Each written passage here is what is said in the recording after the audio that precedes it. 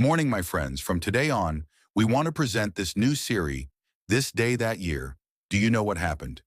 We have learned and collected some significant events happening on this day of a random year in the past.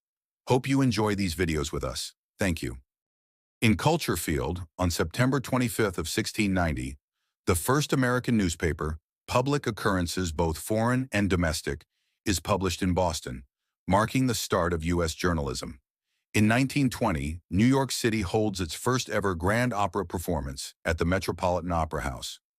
In 1981, Sandra Day O'Connor is sworn in as the first female U.S. Supreme Court Justice.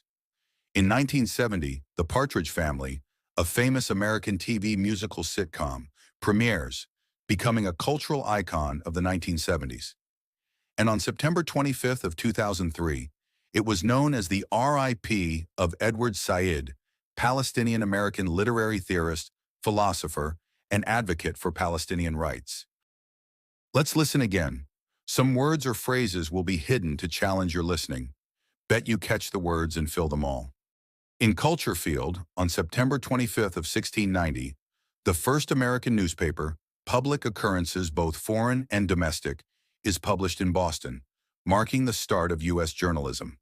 In 1920, New York City holds its first ever grand opera performance at the Metropolitan Opera House. In 1981, Sandra Day O'Connor is sworn in as the first female U.S. Supreme Court Justice. In 1970, The Partridge Family, a famous American TV musical sitcom, premieres, becoming a cultural icon of the 1970s. And on September 25th of 2003, it was known as the R.I.P. of Edward Said, Palestinian-American literary theorist, philosopher, and advocate for Palestinian rights.